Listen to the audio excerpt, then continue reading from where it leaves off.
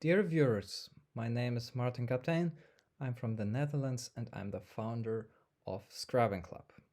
Today, I have the honor to talk about my master thesis research project, which was about the system that Scriabin used to apply colors to music.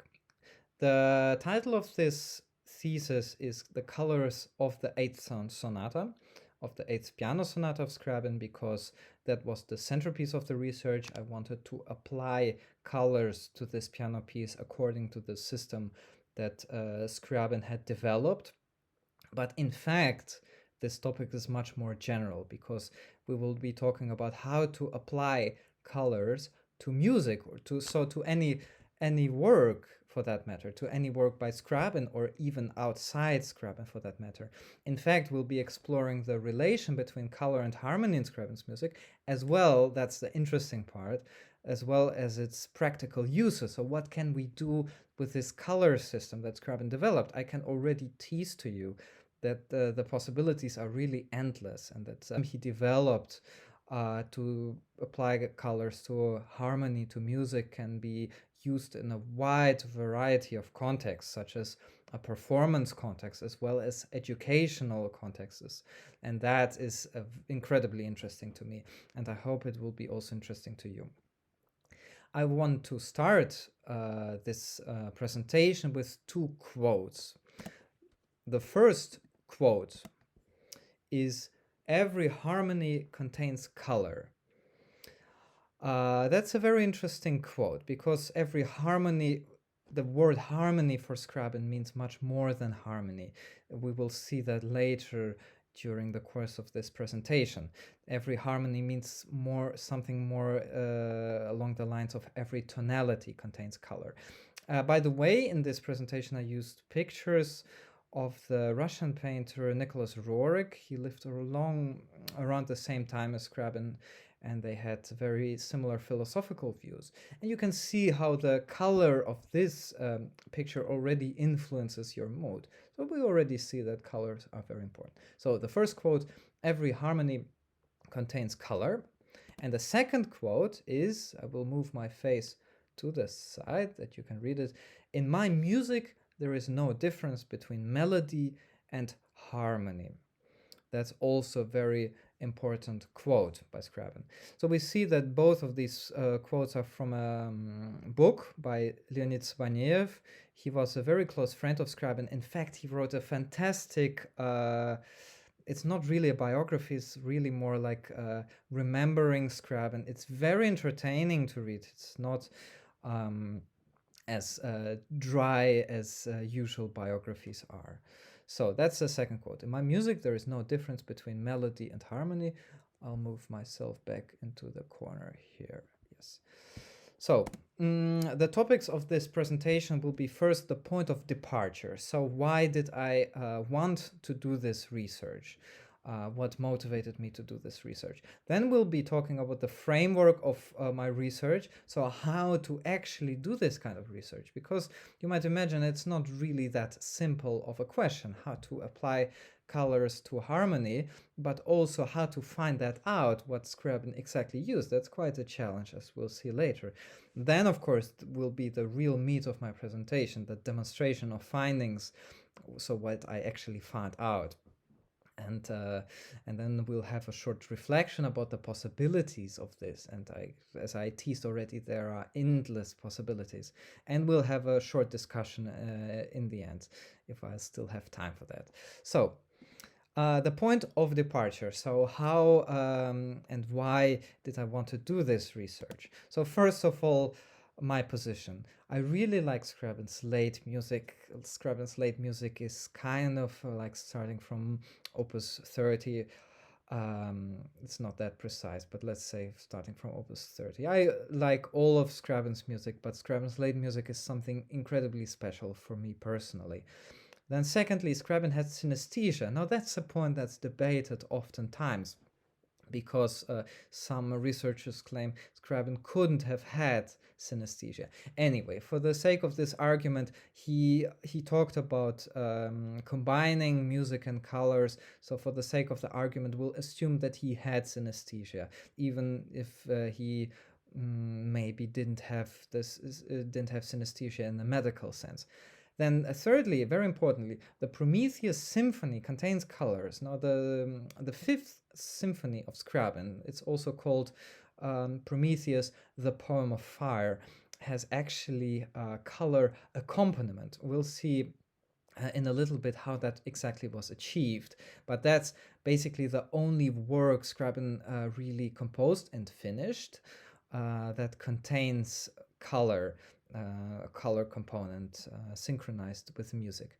Then fourthly, Scriabin's color associations are rarely used in performances. That's something I realized. A lot of people try to do projects combining music of Scriabin with colors, but they very rarely use the actual system that Scriabin himself used, and that's something I want to challenge and perhaps to change with my research. And so the goal of this is an accurate performance practice, as close to as Scriabin himself would have done. So here we see a picture. It's a video. You can look it up on YouTube. A fantastic Amsterdam in the Netherlands-based pianist. She plays a lot of Scriabin. I really respect her. I know her personally, and she combines music of Scriabin with visuals. And I thought, how nice would it actually be if these visuals would be connected to the things that Scriabin found out and Scriabin discovered and envisioned. The Prometheus Symphony, this is there is a fantastic video on YouTube of the Yale orchestra. They performed this symphony with a light accompaniment, and they also did a lot of research about how this exactly. So they tried to make it as close as possible to what Scriabin probably would have envisioned. A fantastic video. They also talk about how they achieved that, and then there's the actual performance of the symphony. Here we see a picture. I found this picture on Reddit, by the way. That's kind of a prototype of a clavier à lumière. I also refer to it in my research as a luce clavier. That's basically a sort of like a piano keyboard with lights attached to it, and with every note there is a certain color lighting up. That's the very basic idea Scriabin had. So he would say that this note A, for example, corresponded to the color green, and the color green also had a character, so it's not just a color. We see this is the beginning of the Prometheus Symphony, the orchestra part. We see right on the top line, we see a part which is called luce. So it's written in the treble, clef, and every note of this instrument corresponds to an actual color. So we see F sharp and A, and these colors change at some point. Usually there are two colors in the whole piece, by the way. It's like a polyphonic color accompaniment or instrument.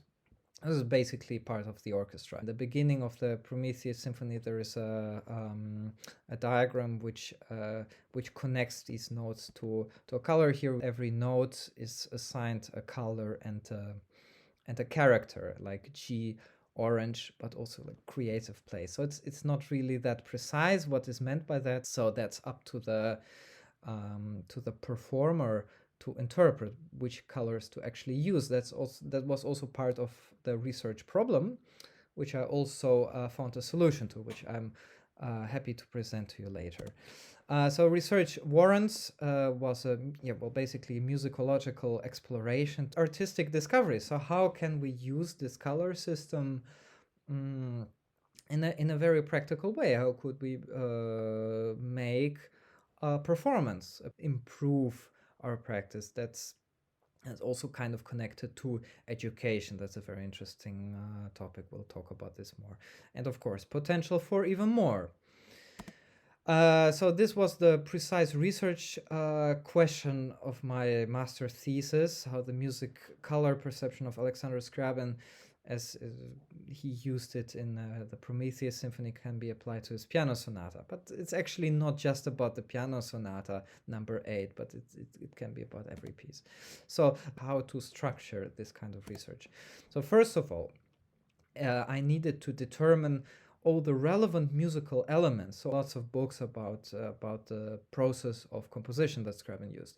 Then I needed to analyze Prometheus. For example, this is also relevant for the education part of my research and this presentation. So let's get to the meat of the presentation. Let's talk about the findings. All right, that's what we're interested in. So first of all, I determined relevant musical elements, so I want to first present the musical theoretical finding and color. So here, what do we see here? We see on the left side, we see the Prometheus chord. It's also often referred to as a mystic chord. In my research, I refer to it as a dominant chord. And a big part of the analysis was to interpret this kind of harmony as a certain dominant chord with a root note. So what kind of dominant chord could this be in this case?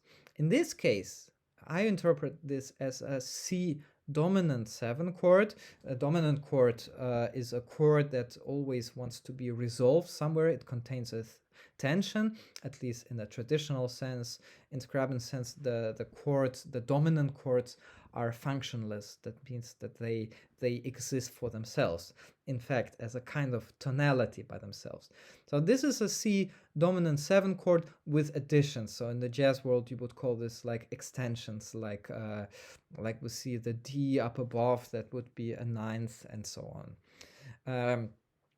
Of course, you can recognize, you could interpret this dominant chord also as a different dominant chord. For example, it could be also a D dominant 7 chord. And finding here is that these dominant chords, again, Scriabin didn't necessarily refer to them himself as dominant chords, but for the sake of the argument, it doesn't really matter. It could also be referred to as a mystic chord or whatever. These chords don't contain a fifth, so we always omit the fifth. So in this case, I call this a C dominant 7 chord. It doesn't feature a G, so we have C, E, B flat. That's the first interval, the third and the seventh. That's the basis of the dominant 7 chord, and then the extensions. On the right, we also see the same chord, but it's basically ordered as a scale or as a melody. That's why we featured the quote that harmony and melody are basically the same, because Scriabin also uses these chords not only vertically but also horizontally as a melody. By the way, this chord can also be interpreted as a quartal harmony, so a harmony ordered not by thirds, as is done usually in harmony, but in the fourth, in pure fourth or augmented fourth or diminished fifth harmonically. Or it could be interpreted as a harmonic series, which is another very interesting topic, a harmonic overtone series. That's also a possibility to interpret this chord as. But I interpret it as a dominant 7 chord mainly because as a pianist it's quite easy to refer to it. It feels, if you play a piece, it feels as a dominant 7 chord. That's why perhaps it's also my interest in jazz that influenced my decision to call this a dominant 7 chord. So we see these are the first bars of the Prometheus symphony. We see that that basically the harmony forms a mystic chord, or a Promethean chord or a certain dominant chord. In this case, if we look at it closely, we arrange all the tones next to each other, it will be an A dominant 7 chord with a G in the bass in the double basses, contrabass. So it's a pedal point, so it's definitely an A dominant 7 chord. And it features also extensions, as I mentioned before. We see in the luce part, we see one of the notes is an A, and that corresponds to the root note, which is the A, which is the base of this dominant 7 chord. And what I discovered is that that one of the colors, one of the notes in the luce part, always follows the root of the harmony. We see there is also a different color. The different color is a very difficult story. It changes slowly throughout the piece. It's not very clear how the connection is between the second color. So it's still kind of a mystery. It could be connected to a story element, to a thematic element, but at least one color is always connected to the root note of the harmony. That was the important finding of this research. I made also a detailed analysis of the piece, of course, pointing all these findings out. This is the beginning of the analysis of the 8th sonata. This is again, this is just an example. Could also be another piece. We see in the bass, we also have a very clear A dominant 7 chord. That's a coincidence with the Prometheus symphony that also starts with an A dominant 7 chord. So we start in the same color actually. So this is a short analysis of the fifth and the root of in the bass switching places. I made a very detailed analysis of the 8th sonata, which is one of my favorite pieces of Scriabin. It's a very mysterious and actually very complicated piece to analyze, to grasp. I will probably not have time to talk about this in detail. Of course, I'd love to. But the summary of this analysis is that certain motives that Scriabin uses, like a leitmotif, as we see in music of Wagner, for example, these motives are always connected in a certain distance to the root note of the dominant harmony. This piece is really written in a different key. It's not tonal, it's not major, it's not minor, but it's really written in a dominant tonality. That's why I refer to it as like a Scriabin key, a Scriabin tonality. So the summary of my theoretical findings is that one of the color always follows the root note of the harmony. You always have to look at the bigger picture, not only at the harmony, but also melody, also character, also motives. There are lots of variables after all. So again, we see Scriabin doesn't use traditional tonalities. This is the color scheme I designed. So every color, let's move my face out of the way again so you can see the color of A again.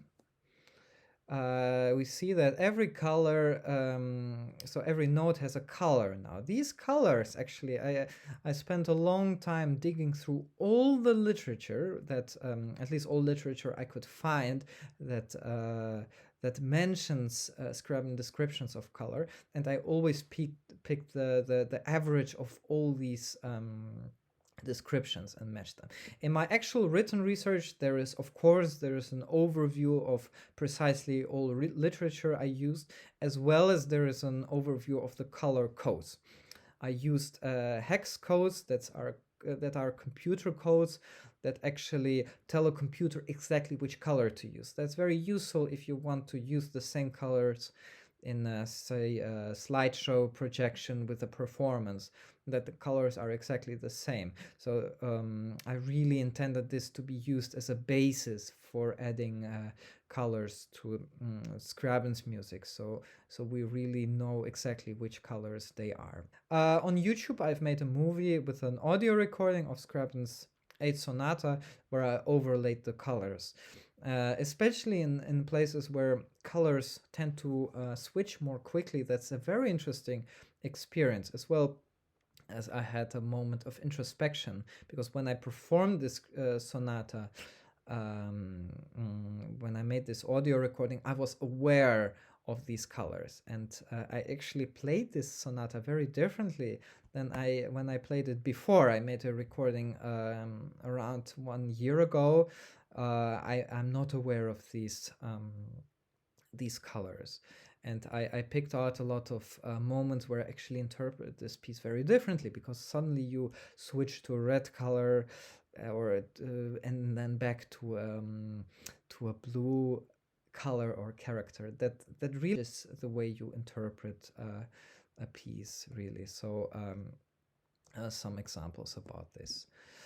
So we see definitely 100% colors matter. Colors matter in life. I know examples of designers of user interfaces who make like apps for iPhones and stuff, and the colors really change our psychological perception. So let's have some reflections, and let's talk about some other possibilities, especially in the fields of education. That's still a very interesting moment I'd like to mention. So my research question has been answered hereby. I think framework how to rigidly apply colors to harmony to as close as Scriabin himself would imagine. And there is a lot of potential for this system to add colors to other pieces. Of course, you can use the color information from my research. Let's talk about education. That's another very interesting topic. Actually, this topic would warrant its own research, to be honest. But based on my own experiences, I've come to the conclusion that adding colors really helps with memorizing a piece. Because you have some kind of association. We always see, and I think there is generally a lot of research about this, that when you memorize something, having associations like memorizing very long numbers and then thinking of a certain place, that really helps with memory. So adding colors would also help with that. Also adding also interpretation definitely is aided by the addition of colors. There is if you say play this more with a more red character, and you show the actual color red, or you think about this color, that really helps. And the interesting thing is, for every person, definitely the interpretation will be different, but it will kind of turn the imagination on of a student, be it a young student, a child, or an older student. That doesn't matter. The imagination will be triggered. And of course, you will have associations, because if you say like angry red suddenly, that's you have more things to work on. Especially, I also felt that when I played the Eighth Sonata, which has generally very little remarks by the composer himself. So that's these colors. Thinking about these colors helped with that. Also, an interesting point: less stress when you perform.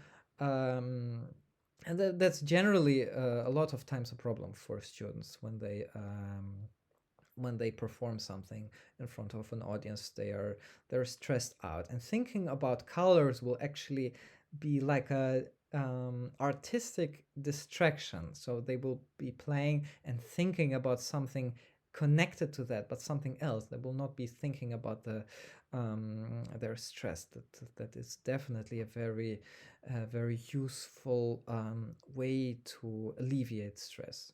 Also, especially with children, I'm also a teacher. I have a lot of children that I teach. Especially the moment you mention a color, especially mention a possibility of connecting a color, children always become enthusiastic. They always like that. They like to experiment with things, and adding colors is just such a great tool to aid with that. So beyond that, also improving the audience perception. Let's not forget that later works by Scriabin are incredibly complicated, and I can admit that it takes some time to get used to this kind of music. I remember when I was younger and listened to later works by Scriabin, it was so complicated. I really didn't even like it, and then somehow your taste gets more becomes more refined, and you get used to these kind of sounds, and then you like it. But adding colors to these, especially these later works, would potentially improve audience perception, because if colors get synchronized with harmony and they switch at an appropriate time, that would really create a system that would involve different senses. Of course, also for the performers, you could think of other projects, how to combine music with colors, maybe with other kinds of visuals. So there's a lot of potential. I really encourage all people watching this, and like, just try to experiment with things. Work for other researchers. I don't claim I solved all problems. I think this is just the beginning. Also, just the beginning of other historically informed color performances. Let's try to understand what composers really meant, what they wanted. That's just so amazing. So let's have a short discussion before we finish. Of course, there are points of criticism. I want to criticize myself as well, not only be happy of achievements and findings. First of all, there only one color I could decipher. Secondly, these findings are only based on Prometheus. Obviously, we don't have really a lot of other material to work with, at least in terms of finished pieces. There are unfinished Scriabin pieces, especially his big work, his Mysterium, but that's a whole different topic to explore. And of course, there is still some subjectivity in the color choices, in the color palettes I presented earlier, where I actually chose colors. Of course, so other people would probably or potentially associate colors a little bit differently based on the characters that Scriabin described. And then, of course, changes to my piano practice, are subjective. Maybe some other people will not feel anything. I hope they will feel something. I'm confident they will feel something. But of course, these topics are always subjective. That's their nature. And of course, I could apply colors to different pieces. In this research, I've applied Scriabin's color to his eighth sonata. This could also have been done to a different piece. And also you could add light and color effects, because the Prometheus symphony doesn't only feature colors. There are Scriabin descriptions of certain effects, like thunder or something. Another point would be like a potential point of exploration is to verify audience engagement. So it would be incredibly interesting to see how people would interpret this kind of music Scriabin's later works with color accompaniment. That would be very interesting to test out. So one more thing, I would like to inspire people to do more research about these topics. Scriabin is an incredibly interesting person. Also, the world that revolves around Scriabin, the whole idea of combining philosophy and music. That's also one of the reasons I decided to found the Scriabin Club. I can really feel there is potential for people to talk about these things, to share ideas, not even only about Scriabin, about all kinds of topics, about literature, philosophy, paintings, everything. Everything is combined. That was also one of the views of Scriabin, that all arts are combined. That's why he had his synesthetic visions, probably. I want to thank you for listening to my presentation, which appears to have lasted much longer than was planned for it. By the way, this color you see right now was also the color of my first slide, and this is exactly the first and last color of the 8th sonata, because it starts with an A dominant 7 chord as we now, and it also ends on this color. So I'd like to start and end my presentation with the same color. Thank you very much for listening.